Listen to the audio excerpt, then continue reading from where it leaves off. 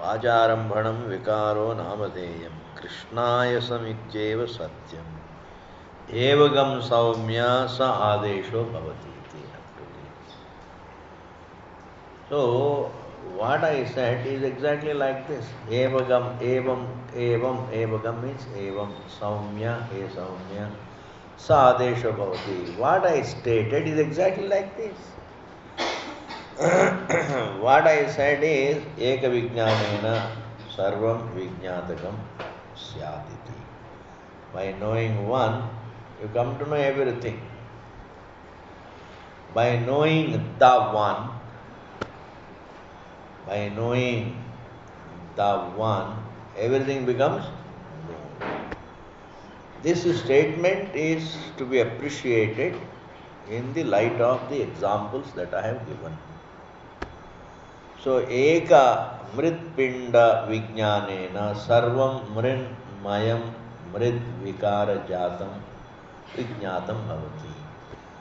Ekena loha manina vijnatena sarvam swarna mayam loha mani mayam vijnatagam syat. Similarly, ekena krishnaya sena Karshnaya sena vijnatena, Krishnaya sena vijnatena, sarvam vijnatam bhava. That means what? By knowing one iron, you come to Krishnayism means, iron, black metal. The other is gold is a shining metal. Gold is a shining metal. It's called loha mani. And iron is that black metal. By knowing the black metal, the iron, you come to know everything that is made of iron. Very simple. Like this you have to understand, there is something. If there is a relative, this is a relative one. Gold is a relative one. Iron is a relative one. It is one by knowing which, a lot of things you come to know. A lot of things you come. Not the whole, but a lot. By knowing gold, all ornaments in the creation are known as gold. It's called a relative one. But it's a relative Brahma. So if there can be a relative material for many things, there can be an absolute material for everything. In life there can be a relative resolution. There can be absolute resolution. If there can be relative peace, there can be absolute peace. There can be relative peace, there can be absolute peace. Why not? If there can be relative, there can be absolute. These things, to understand these things, one should just use native wisdom.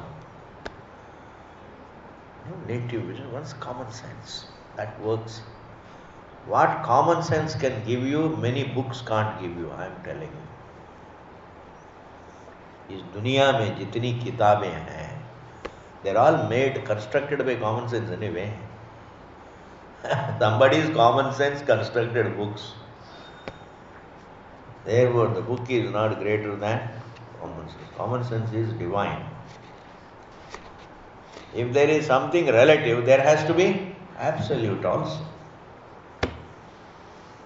If there can be relative resolution of the mind, there can be absolute resolution. That is, and it is experienced. With remaining inside the waking state, one can be relatively quiet. But when he falls asleep, he is absolutely quiet. That is, absolute quietude means there is no reference to noise. There is no reference to the disturbance. Not even memory that I had a disturbance. Where there is freedom from even the memory is absolute resolution. Is absolute resolution. Supposing I become quiet with the memory that I was disturbed, it is relative. You understand now? You become quiet with the memory of the prior noise. That is called relative tranquility. Relative tranquility.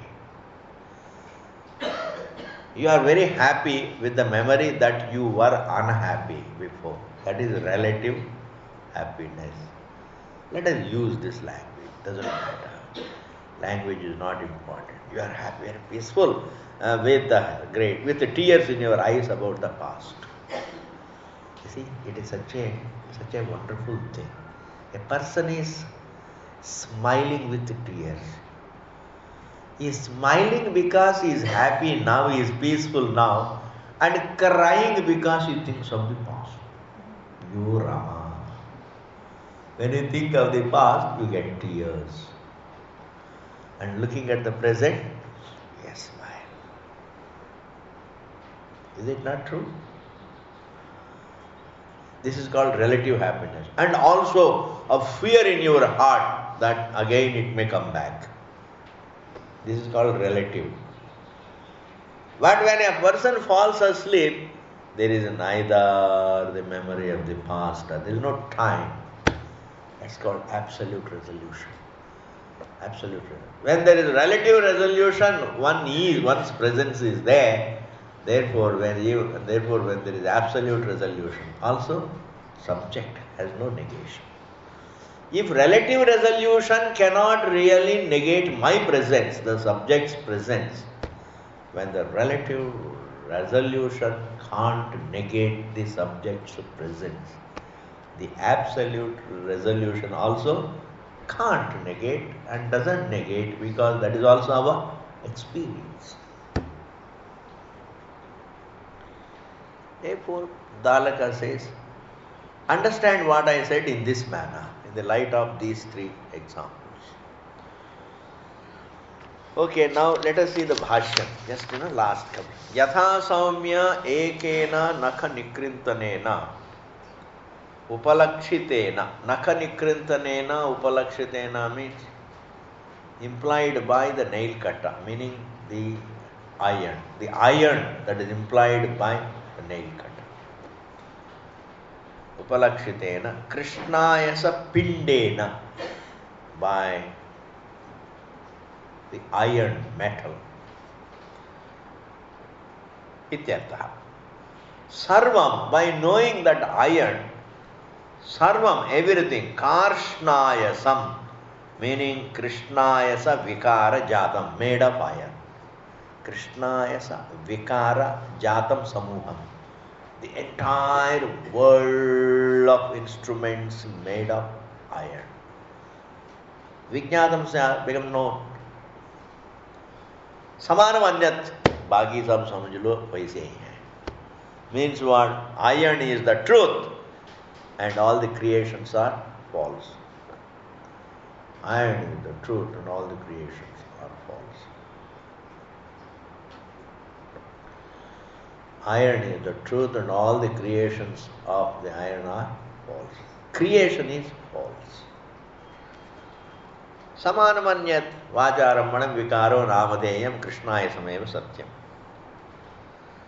Why did you give more examples than one? Aneka drishtanta upadanam. Giving more examples here has got two purposes. Aneka drishtanta upadanam. Darshtantika aneka bheda anugamartham. To convey various details of the topic. Because the topic has got more than many facets, like Satyam is. Not that it has got many Vedas.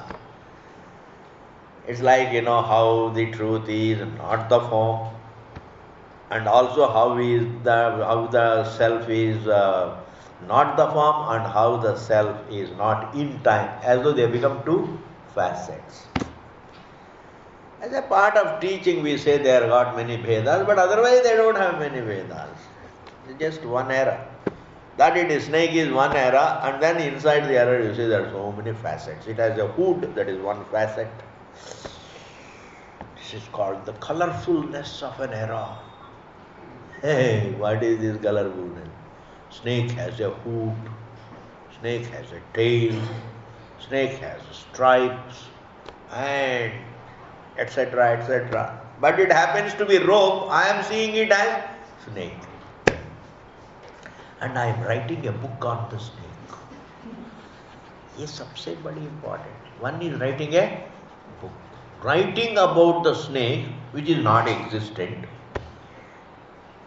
Writing about the snake, writing a book about the snake, which is not there, which happens to be rope. You are writing a book. And you become what? A very recognized author. International author. Everybody wants to be an international author because you can stay in 5-star hotels. You get a lot of money, donations. India International mein rahenge. That's prestige. We are writers, we are authors. Elite class, intellectuals. What did you write about snake? Where? Seen in the rope. It happens to be rope. You see it as a snake and go on writing literature on that snake. Another person writes about a person. I am this, I am autobiography. I am a great autobiography writer. And which detail that you have written in your autobiography survives when you fall asleep? When you fall asleep, how old are you? When you are fast asleep, are you a man, woman, young, old, rich, poor, Indian? There is only serenity. And can you write autobiography about serenity?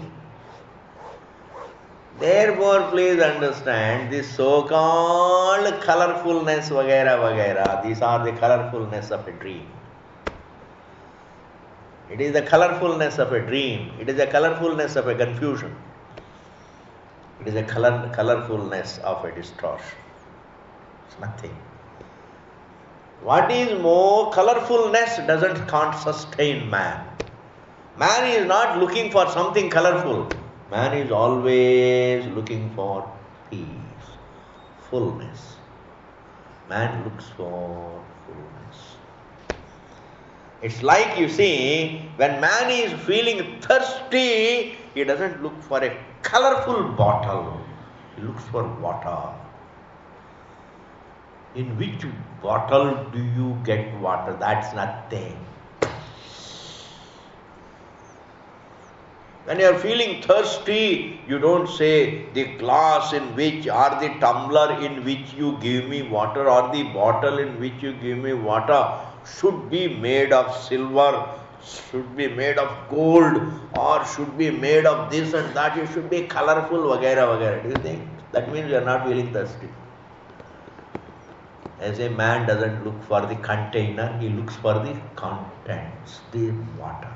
Similarly, man does not look for anything colorful. All that he wants is peace, fullness of his being, serenity of his being, fullness of his being, existence of his being. That is what he looks for, not for colorful.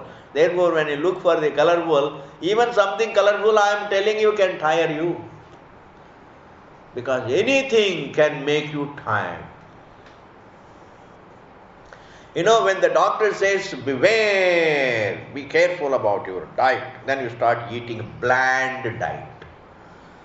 And you get tired within a week. No sugar, no salt, no cooking oil, no ghee, no deshi ghee, and you have got a goshala. But this is another irony in life. You have got a goshala. You get so much of milk, and then the doctor says, no milk products. He will write down, no milk product. Why? Because he has got some old enmity with him. Old scores to settle. No milk product, no milk product. This is called irony. You can get a lot of ghee, you are not able. Therefore, you eat bland diet. How long? You get tired in a week. And then later on, doctor, he becomes Bhagavan, he relaxes. Chalo, compassion, he becomes compassion. Says you can take. Thoda thoda le lena. Then again your diet becomes colorful. How long? A few days. You get tired. I tell you, I am telling you, what we are looking for is neither the bland nor colorful. What we look for, peace. Peace is a very sophisticated thing. Doesn't come under the realm of these rugged, rustic, gross names and forms. Peace is a very most sophisticated thing is peace, because that happens to be the truth. That is the truth, that is the most sophisticated. And therefore here Bhagavan says, Aneka Drishtanta Upadanam, giving more examples, is meant to highlight the various facets of the truth. It doesn't mean it has many facets. I would like to translate it a little differently. More examples are given here to convey the truth from different angles. Convey the truth from different angles. Okay. Or if that's not very satisfying, Dridha Pratityartham cha. And to make it clear. Dridha means firm, clear. Pratiti means grasp. Because sometimes more than one example, you give one example and then you give another example, you give the third example, even though they are all conveying the same thing. You give enough time to the student to dwell and grasp. Why does one go around the temple 3 times? एक बार तो हो गया, काफी है. दोबारा क्यों? Why second time? Why third time? Some people say 3 times. At least minimum 1 time. If you have more time, 3 times. Or even 5 times. Then 9 times. Or 21 times. Or 101 times. Vagera, vagera, they give the number. Means what? Then when you go round and round, you have got enough time to think. It's like when you go for a walk for half an hour. And your Guruji says, or somebody says, parents say, when you are going for a walk, half an hour, think of Bhagavan, say Om Namah Shivaya. So for half an hour you have enough leisure to say Om Namah Shivaya. You give yourself time to think. Similarly, you give yourself time to think of God when you go round and round. These are all meaningful. They are not mystical. They don't have mystical meaning. They have a very understandable meaning. Once you say mystical, then it is not understandable. That is all mystical, stupid. Vedic culture has nothing mystical. Everything is understandable. People don't know and therefore they just think it is mystical. Even the most understandable thing, a very, very obvious thing, even an obvious reality, we mystify it. We mysticize it. Even an obvious truth, we try to mysticize. Because we don't understand. You understand? Even an obvious truth, when it is not understood, gets mysticized, becomes mystical. But actually there is a logic for it. Go round and round 3 times so that you give yourself time to think of God. Yes. Similarly, you go round and round the fire while the marriage, 7 times, vagera, vagera, vagera. You have enough time to make all the promises written in the list. You have to make 7 promises. And how can you make all the 7 promises in one go, in one round? Therefore, make one promise for, you can break them without a round also. That's a different matter. You can break all the 7 promises in one step. वो बात अलग है. But to make all the promises, well, you go and then grasp the importance of it. Thus, abhyasa, repetition, this three examples can be interpreted as abhyasa, meaning what? Repeatedly referring to that particular phenomenon. And what is that? How by knowing one, a lot can be known. By knowing gold, all ornaments are as well known. By knowing one water, all waves are as well known. It's a wonderful phenomenon. If that is there, and it must be so fundamentally, there must be something then known. It's like, by knowing matter, I know the whole creation. Because whole creation is matter. If you see the last of matter, supposing you have understood the last of matter, then you have understood the whole creation as creation. And yet there is source to be understood. And unless the source is understood, you cannot even say you have understood the creation. Because whatever scientific discoveries that the scientists make, they say this is what the creation is, but then really that there is a sense of reality about it. But in the light of the source, this very creation is not real. It's not real. Therefore, a scientist can never discover the falsity of the universe through scientific probe. Through science, you cannot know the falsity of the creation. Because in the light of the source of the creation, in the light of the source of the creation, the subject, in the light of the actual nature of the subject, the creation yields its falsity. The creation is known, yes, it's false. Like even from the waking point of view, when you wake up, from the point of view of the waking up, the dream gives up its reality, or it yields itself to be understood as false.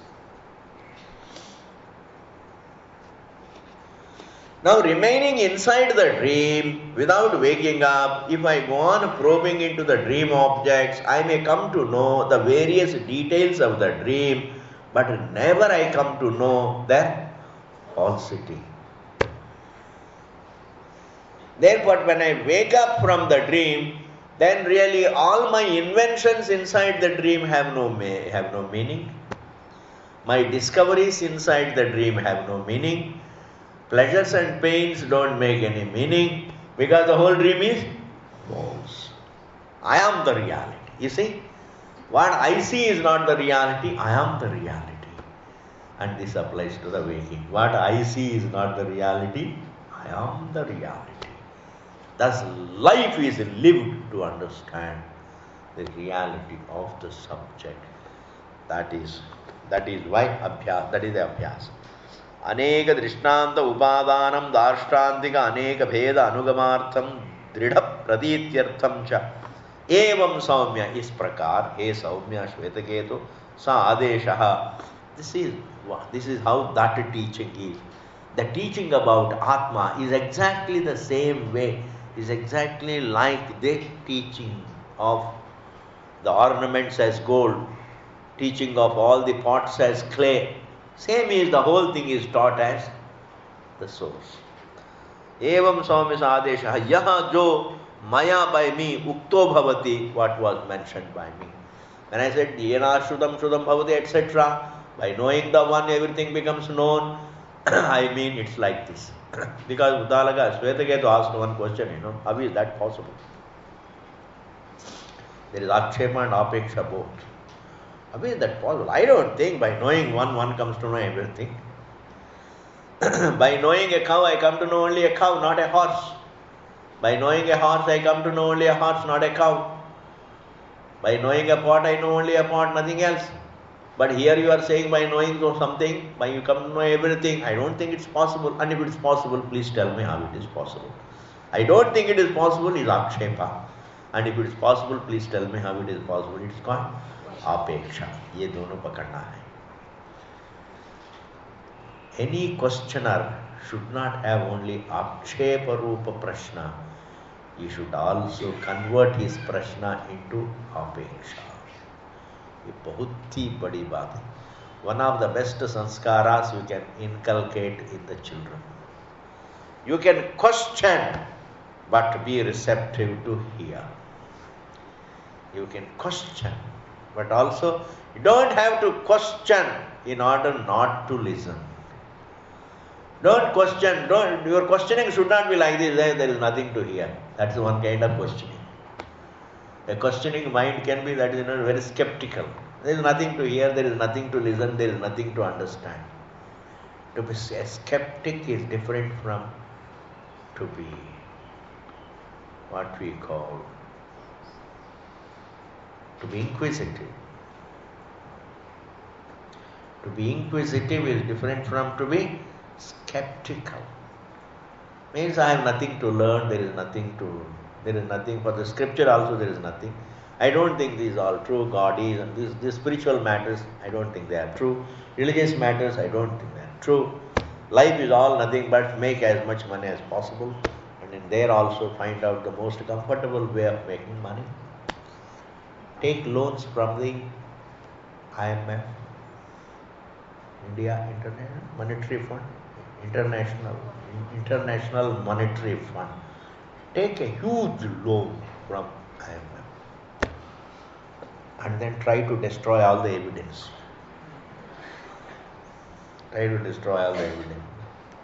se jeevo jao ji, that's life. Learn how to live aram se and learn how to go also aram se. That's all life about. This is called being skeptical.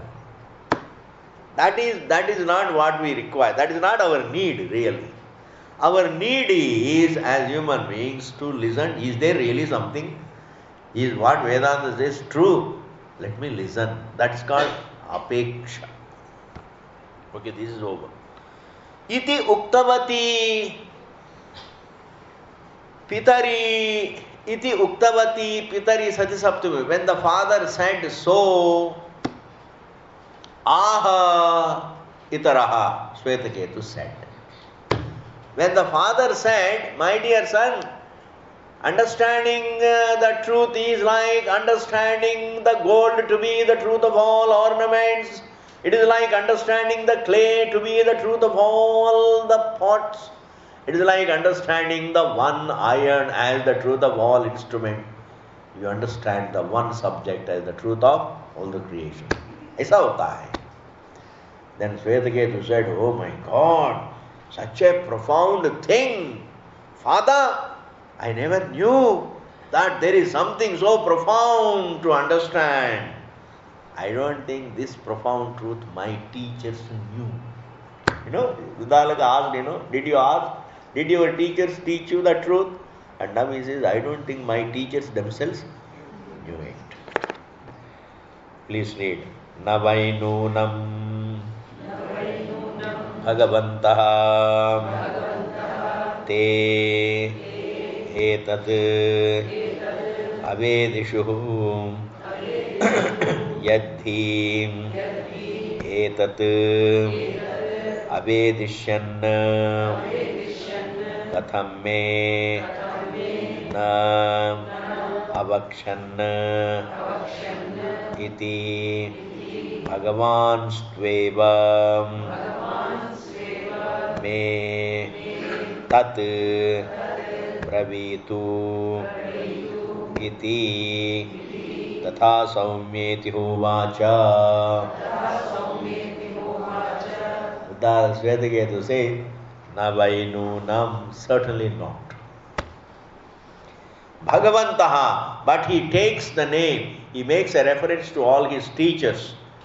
Bhagavantaha, my respectable teachers, my divine teachers. Bhagavan is a word that is used. Bhagavan does not mean Bhagavan. Bhagavan means respectable. That is what Bhagavan. In the sense of puja. In the sense of puja, in the sense of reverence. That is why many people think, Bhagavan Ramana Maharshi, Bhagavan this, Bhagavan that. Then you say, how many Bhagavans you have? I say, Bhagavan is simply means respectable. Our which name? Bhagavan. Aiye Bhagavan. One sadhu addresses another sadhu. Aiye Bhagavan. Aiye Bhagavan. Aiye Bhagavan. Kaise ho Bhagavan? Doesn't mean he is another rival Bhagavan. It's a way of thinking. Respect carries, that is why it is called pujarthe, in the sense of respect. In that way, Swetaketu refers to his teachers as Bhagavantaha, my respectable teachers, Bhagavantaha, te navainunam etat, this matter. This is what we taught, that by knowing one, you come to know everything. I don't think this one truth, avedishuhu, navainunam avedishuhu, I don't think they knew it. I don't think they knew it. Yadhi etad avedishyan, conditional clause. Agar malum hota, yadhi ring, yadhi etad avedishyan, अगर उनको ये पता होता, कथम में ना अवक्षण, मुझे क्यों नहीं बताते? अगर उनको मालूम होता, हमको क्यों नहीं बताते? Whatever they knew, they taught me, and whatever they did not teach me, themselves did not know. Na avakshan iti, and therefore, and now there is something Bhashikara is going to bring it, very interesting. These boys, when they come back to school, come back from the studies, they don't want to go back. Ye pakka hai. Supposing, your son comes back from boarding school and he has done his schooling, he has completed his school and he comes back home and he has been craving to meet, to live with the parents, and he comes back, and supposing if he is given a choice to go back again, will he go back? No. He says, मुझे जाना ही नहीं, वहाँ पर जाना ही नहीं. Every person is scared, because everybody would love to, every child would like to stay with the parents, stay at home, naturally. So this Swetaketu also doesn't want to go back. Otherwise, father may say, please go. Well, there is something. Don't say they didn't know. I am sure they know it. You go and learn from them.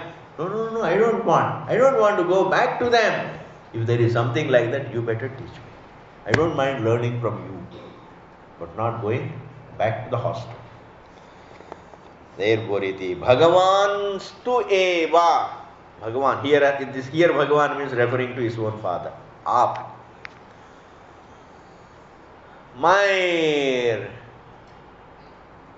My respectable father, please, you teach me that.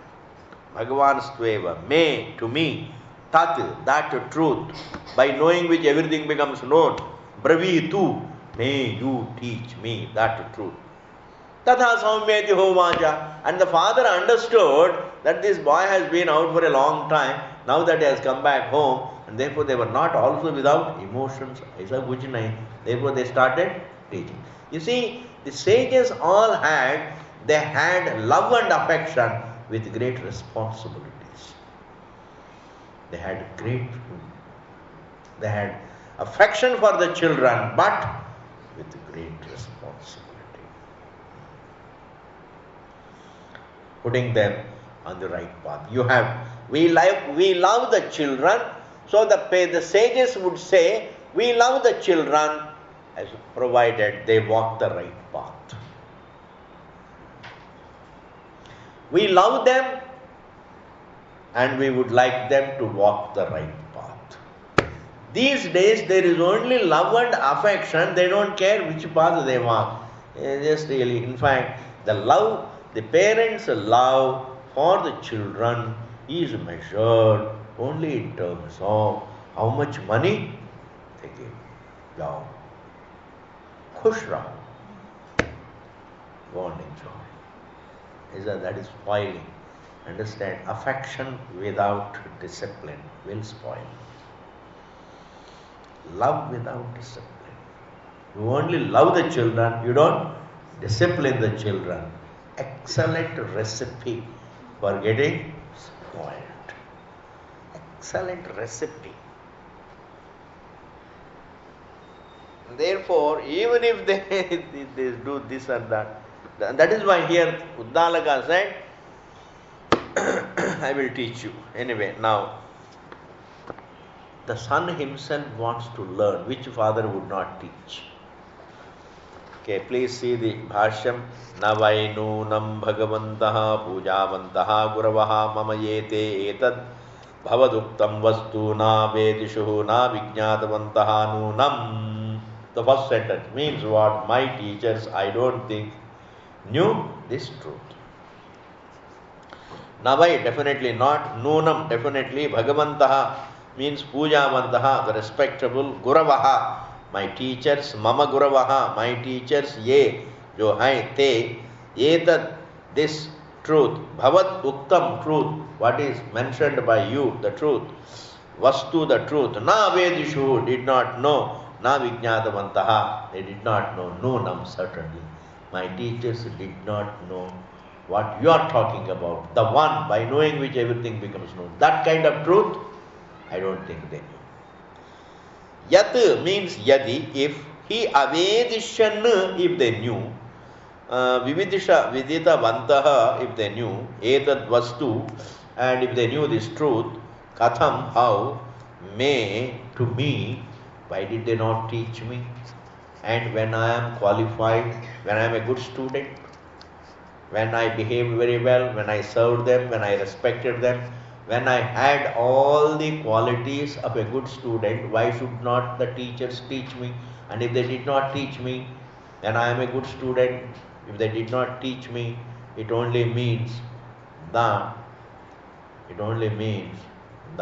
they did not know. They did not. Katham me gunavade bhagavata bhaktaya. And not only I was a good student, I had a devotion to them. It's an extra quality. I had devotion to my teachers. I was very good to my teachers. I always used to touch their feet and take blessings every day. And why did they not teach me? Vagera, vagera. Bhaktaya, anugataya. So I am Gunavan, I am a Bhakta, and I am Anugata. There are three qualities. I am a Gunavan, I have the qualities, good quality, I have the virtues of a student, and I have devotion for the teachers, and I am Anugata, and I always follow Sishtachara. Sishtachara means I follow disciplines. When I have all the best qualities of a student, why was I not taught by the teachers? Anugataya na avakshan na uktavantaha, they did not teach. Tena, therefore, aham manye, I make an inference. Manye na viditavantaha iti, therefore I make a conclusion, I make an inference. They did not know. You see, a very, very wrong, a very, very risky thing to say. That my teachers did not know is a risky thing to know. But he didn't mind taking the risk to avoid going back. I don't think, you see, otherwise father would say, go and learn. Now, see what Bhashikara says. I want you, this is the highlight. Avachyamapi, even though his comment about his teachers is something forbidden, that they did not know, is what? Avachyam. Avachyam means what? Not something to be uttered. It's something to be, not to be said. Something not to be said. It's called avachyamapi. Guroho. And what he said about his teachers, I don't think they knew, is something avachyam, and it's not something that is to be said.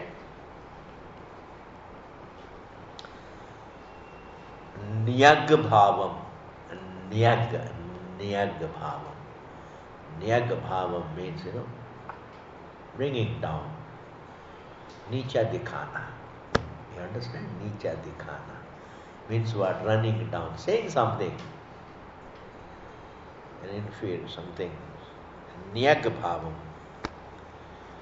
Niyag bhavam. Avadit, he said. What was not supposed to be said, he said about his teachers. Shvetaketu said something about his teachers which he was not supposed to say. Hey, even if they did not know, but that doesn't mean you should say that. Don't be so truthful. In some respects, you better not say anything. ये बहुत जरूरी है. Swamiji, I am an outspoken person, I am a very straightforward person. Be straightforward when it is required. Don't be so straightforward when it is not required. Don't be so straightforward when it is not required. We are not interested in your being either straight or forward. We are not interested, because if your straightforwardness can break the discipline, don't do it. If your straightforwardness, you are called on to be straightforward only when you are called on to be straightforward. Say things when you are called on to say. But this person says, I don't think that. See, what did your teacher, what does Uddalaka ask? Hey, do you know? Bas itna hi hai. And he should say, I don't know. Bas, there ends the matter. But don't say, my teacher did not know. Did you ask, in fact, Father says, did you ask your teachers for that knowledge? Listen to this very well. It's very interesting. इसी में आनंद है जी. असली आनंद दुनिया में, जीवन में यही है. ग्रास में आनंद कहाँ है जी? सूक्ष्मता में आनंद है, शास्त्र में आनंद है, विचार में आनंद है, विद्या में आनंद है. बाकी सब क्या है? दुखमय, कुछ नहीं है. Father asked this question very beautifully. Did you ask your teachers for this knowledge? He should simply say, I didn't ask. And he should simply say, I didn't know. This is correct.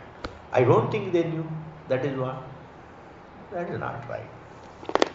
I don't know whether they knew it or not. Sometimes there are certain things which the teachers never give you unless you ask for them. Yes. Everything teachers don't give. All that the teachers know need not be given to the students. There are certain things which are given even without asking, and certain things are not given unless one becomes one shows some special interest. And therefore, avachyamapi guroho nyagbhavam avadit. Punaha, why did he say that? Puna gurukulam prati preshana bhayat, because he had the fear of being sent back to Gurukula. Shvetaketu had the fear, he was afraid that he would be sent back to Gurukula, because no son, no child would like to go back to school, go back to that, hostel or what, boarding school. Because everybody would like to stay home and have the food. You see, food cooked under the supervision, under the care of the mother. Or food cooked by the mother. Who doesn't want? Some paid joker makes food, some cost. उसमें mother making food में फर्क नहीं है, बहुत फर्क है. That is why children, therefore he goes back, he says he had the fear of being sent back, and therefore he says, I don't think they knew, I don't want to go, I don't think. Ataha, therefore, Bhagavan sweva me, therefore Father, you yourself, you are Bhagavan to me. For me, you are Bhagavan, bas. You are my teacher. You are my father, you are my teacher. Bhagavan stueva me mahyam to me, tad vastu, that truth, yena, by knowing which, sarvajnatvam, one gains the knowledge of everything. Jnatena me syat, by knowing which I get the knowledge of everything. Tat bravitu, may you teach that. Kathayatu, please instruct me, teach me. Iti uktaha. This is how the father was told. Pita vacha. Pita said, Tathastu saumyati. Okay. If you are ready to learn from me, I am ready to teach you. But Right now, Shvetaketu is more interested in, his interest for learning is complete. Do you know why? Because you introduce now something very important. You cannot, how you create interest in the knowledge of the truth.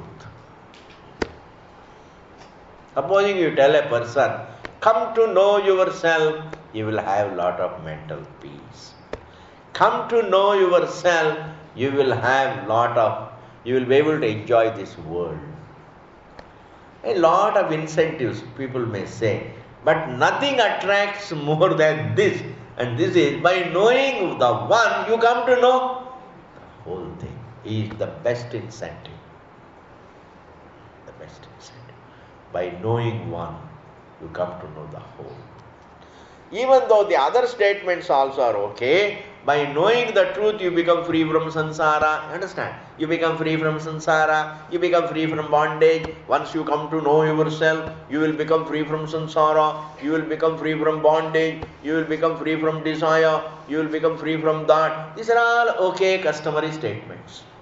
But everything ultimately the students, they try to mystify them and then try to understand in their own mystical way. But this is one vakya. By knowing yena shrutam shrutam bhavati, amadam matam bhavati, and avijñatam vijñatam bhavati is a vakya that is understood by a scholar. And his student is also, this Vedagita is already a scholar. Because how important, how difficult it is to learn anything in this world. Vidvaneva vijanati vidvajana parishramam. Only a scholar can understand the pains that another scholar goes through. You see, only one scientist understands the pains that another scientist goes through to arrive at any meaningful conclusion. विद्वान को ही मालूम होता है विद्वज्जनों का परिश्रम. You see, only a good man can understand how much sacrifice another good man has to make. It's not easy. Only one Yudhishthira can understand another Yudhishthira. One Harishchandra can understand another Harishchandra. Only one Ram can understand another Ram. It's not easy. Therefore, only a Vidwan can understand another Vidwan. Therefore, Shvetaketu understands this, how difficult it is to pick up any small little information. And here comes my father who says there is just one thing, by understanding which you come to know the whole creation. Oh my God! That is making the entirety of education easier. Does it not really become an attraction? Does it not fire the zeal for knowledge? Does it not create the zeal for knowledge? Oh my God! He is fired. Like Nachiketa was fired with the zeal. That is jijñāsa. He says, I am not in, because what is most important in life is, do we really survive this body? If I am the body, this is Nachiketa's logic. थोड़ा सुन लीजिए. Nachiketa logic ये, स्वामी जी हम लोग तो छांदोग्य देख रहे हैं, आप कठोपनिषद क्यों जा रहे हैं? कोई बात नहीं जी, थोड़ा घूमते हैं. Nachiketa says, if we are the body, then whatever we are doing is meaningless. Understand? Anyway, body is going to die, I am going to die. What is the use of accumulating all the wealth? It's all meaningless. For a thinking person, if we are synonymous with the body, if we are nothing but the flesh, then what is the use of collecting all these things? Whatever we are doing is going to become zero, because body is going to become zero. And if I am the body, I am going to become zero.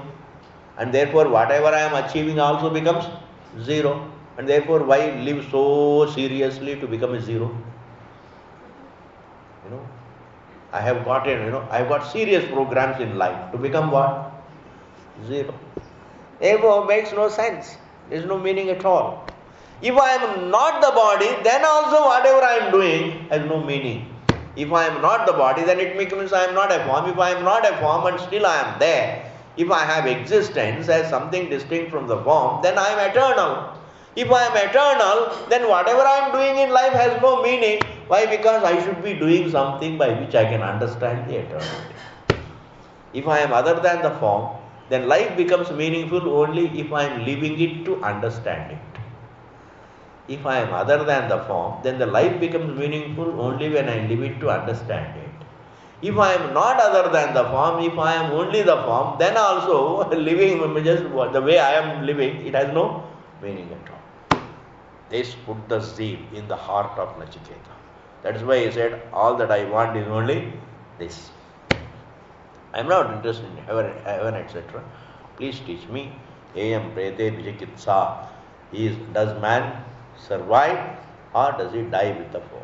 In that manner, so the kind of zeal Nachiketa had for knowledge, the same kind of zeal Shvetaketu has. And the same kind of zeal Maitreyi had. Maitreyi is no ordinary person. Yajnavalkya says, मैं जा रहा हूँ ऋषिकेश. हम आपको थोड़ी पकड़ा है, कभी भी जाओ, लेकिन हमको ब्रह्म विद्या समझा के जाओ. And therefore, the zeal, the jignasa in the mind of one student is not different from jignasa. Jignasa is there. But one thing I will tell you, there can be gradation in jignasa. There can be gradation in vairagyam. Vairagyam can have gradation. Gradation means some people have less vairagyam, some people have more vairagyam, some people have more vairagyam, some people have more vairagyam. Like, respect to the parents can be graded. Some have respect, others have more respect, others have more respect, others have more respect. Gradation is possible. Similarly, in the jignasa also, possible. Jignasa is possible. Gradation is possible. In the truth, there is no gradation. But in the interest for knowing the truth, there can be gradation.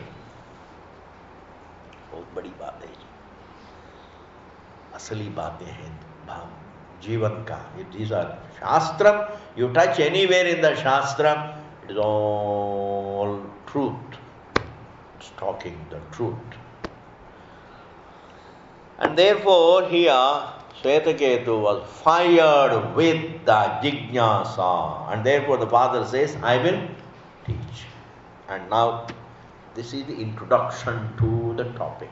The topic is, now is going to, the prakriya is going to begin now.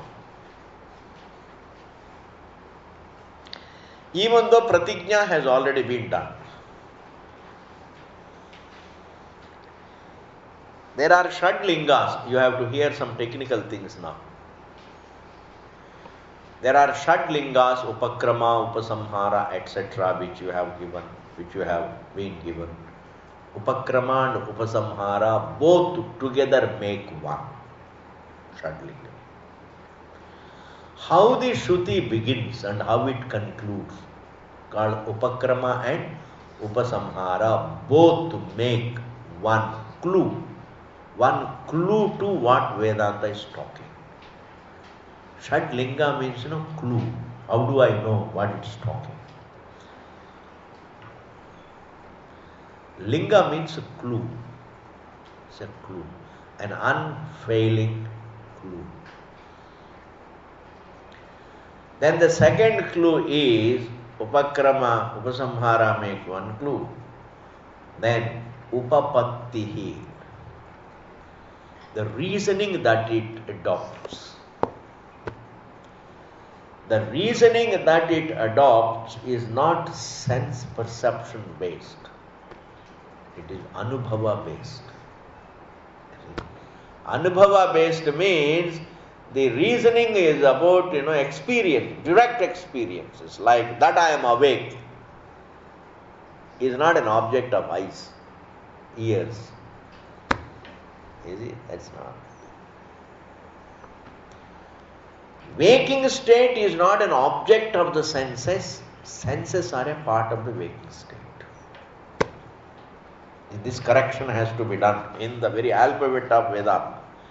While learning the alphabet of Vedanta, we have to put waking state is not an object of the senses, but senses are a part of the waking state. Like a dream body is a part of the dream state. Dream eyes are a part of the dream state. Dream ears are a part of the dream state.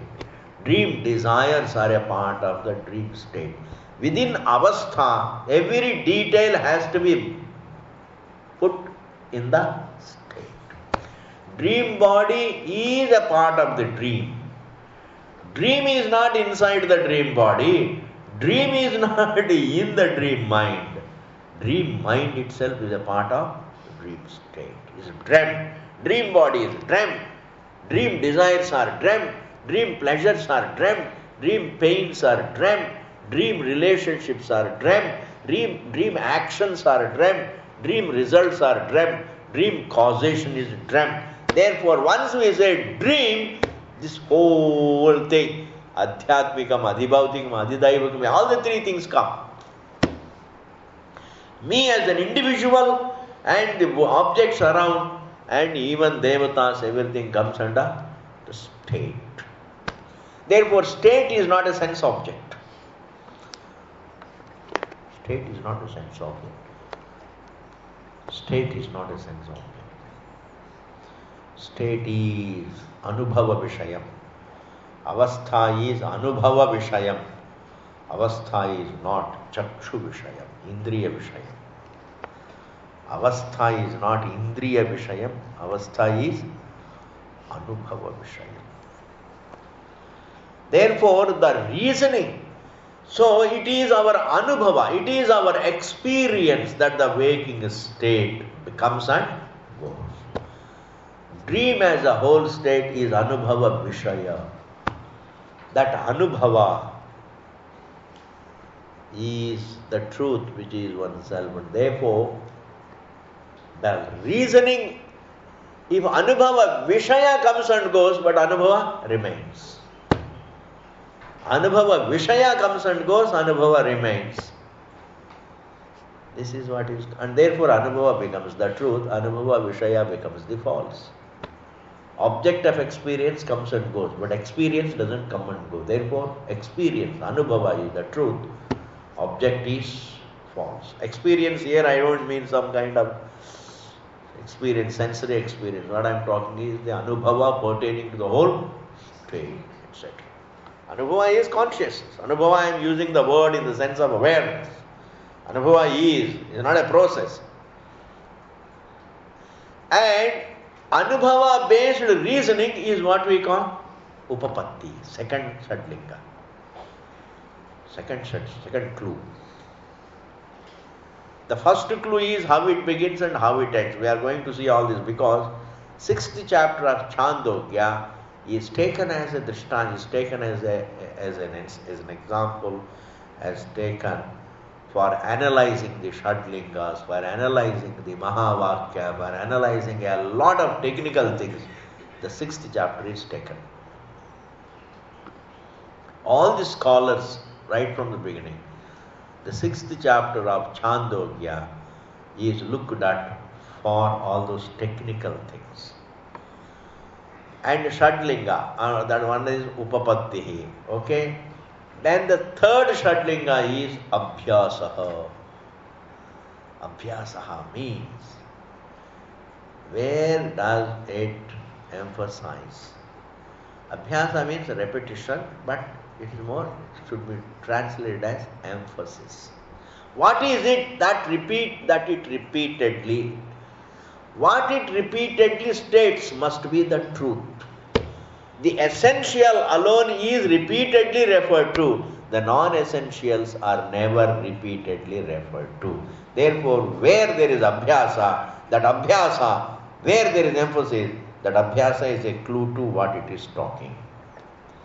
Reasoning is a clue to what it is talking. How it begins and ends is a clue to what it is talking. This is the third linga. Shat means 6. Linga means 6 clues. And we have seen the first of the 6 clues. The first of the 6 clues is Upakrama and Upasamhara. And the second of the 6 clues is the Upapattihi. The third of the 6 clues is the Abhyasa. You can memorize. Yes, there are certain words you have to pick up. कभी कभी contents के साथ container भी होने से अच्छा लगता है. कंटेनर भी ठीक होना चाहिए. Supposing you have a water in A broken glass, क्या होता है? बहुत बड़ी बात है ये. Supposing you have a broken glass, you are carrying water in a tumbler, broken, or you are giving a cup of tea and the tea is in a cup which is broken, which has a crack in it. Can you contain the tea in it? No. Similarly, you lose the cup, you lose the tea. Haji, you lose the pot, you lose the milk in it, you lose the word, you lose the message that the word gives. Not able to follow? You lose the word, the technical term, you lose the paribhashika shabda, you lose the word and you lose the message conveyed by that word. Therefore, in order not to lose the message conveyed by the word, in order not to lose the message conveyed by the word, what should you do? You should retain the word. Therefore, have these words. They have something to convey. Upakrama, Upasamhara, Abhyasa, Upapattihi. Then the fourth.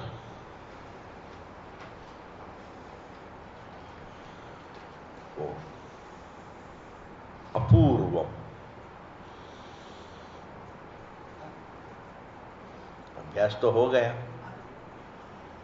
हाँ जी, अभ्यास तो हो गया. Then what? Apurvam. Apurvam means what?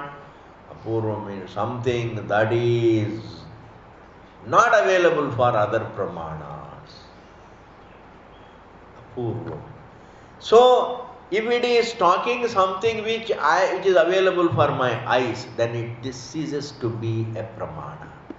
So, Shastram should teach me which is not available for my other pramanas.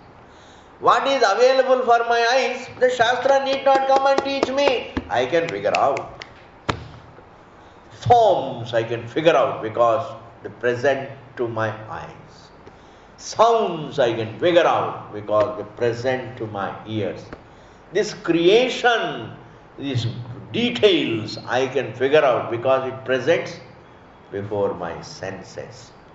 And what presents itself to my senses should not be the subject matter of the Shastram. That is called Apurvam. Apurvam means, please don't translate it, unprecedented.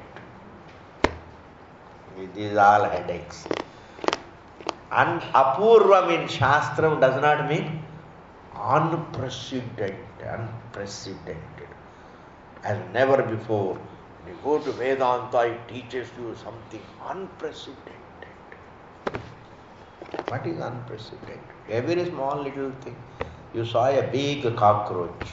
That also you use, my God, I saw a cockroach, unprecedented cockroach. These words have no meaning. And therefore, the sounds are available only for the ears, not to the eyes. That is called Apurva. Not available for any other faculty. An object of a given faculty is not an object of any other faculty. That it is not available for any other faculty is what is called Apurva. Similarly, the subject is not an object of any of the five senses. Form is an object of one sense and not an object of the other four senses. Sound is an object of one sense organ called the ear, not an object of other four senses. Whereas the subject is not an object of any of the four senses. Therefore, what is it? Apurvam. This is a real Apurvam. Apurvam should be the topic. The very subject is Apurvam. The very subject is Apurvam because it's not available for any other Pramana except Shabda Pramana. It is only the Shabda Pramana which comes and conveys to me what I am, and therefore it is Apurvam. And therefore, Dvaitam cannot be the topic of the Shastram. Why? Because Dvaitam is not Apurvam. That is how we have to understand through Shatlingas. Shastram's subject matter should be Apurvam, and Shastram's subject matter cannot be Dvaitam, because Dvaitam is not Apurvam. Dvaitam is known to me. Dvaitam is known to me, and what is known to me, an object of the senses, cannot be the topic. Advaitam should be the topic. Why? Only Advaitam is Apurvam. Dvaitam is Sapurvam. Advaitam is Sapurvam. Advaitam is Apurvam. Why? Because division is available for every sense organ. I see form from form. I hear sound from sound. I taste object from object, touch object from object, smell object from object. Therefore, in every sense organ, division presents itself to every sense, whereas non-division doesn't present to the senses, and therefore Apurvam means Advaitam.